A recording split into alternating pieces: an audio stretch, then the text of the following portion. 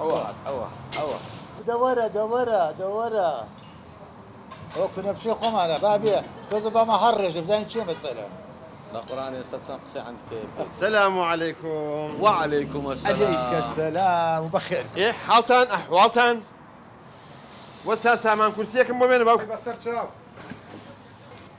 او بخير بيت شاو.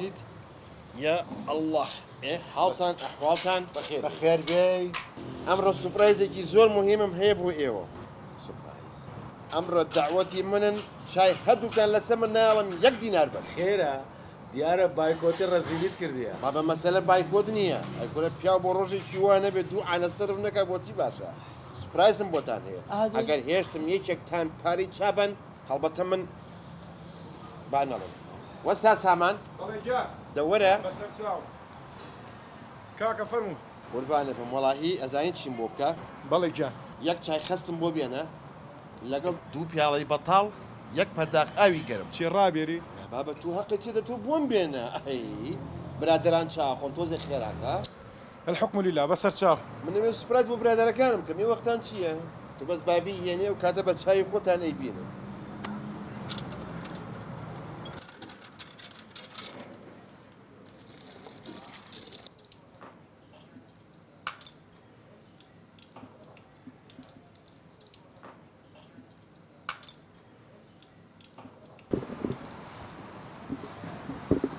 دەیدە چی بوو؟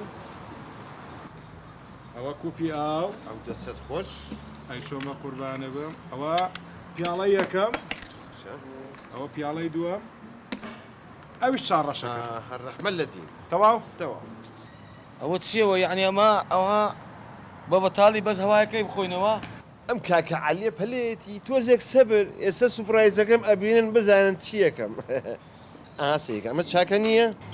قومێ چا بۆ ئێرە قومێ چا بۆ ئێرە سەرەی چییە ئاوە گەرمەکە وی باو کەڕۆکە گەرمە بۆ ئەملا ئەها بۆ ئەولە ئێ فەرمو کاکەی فەرمو کاکە ئەمە چای ئەمە چایە ئاخر مەڵێ ئەی لەو چایە کاکە ئەمە هەم ڕوونە بۆ مەعیدەتان باشە بۆ کۆرستۆڵشت هەر توش نابن جارە شەکرە هەر حەدی نێبێ بەلاتانە دەبیکەن یەخوا عافێتان بێ ناڵم داوەتی منن ئەوە بە حامزی دەچێت. جا تو خوا اما سبرايز ها اما بيا سبرايز ئەمە کەمە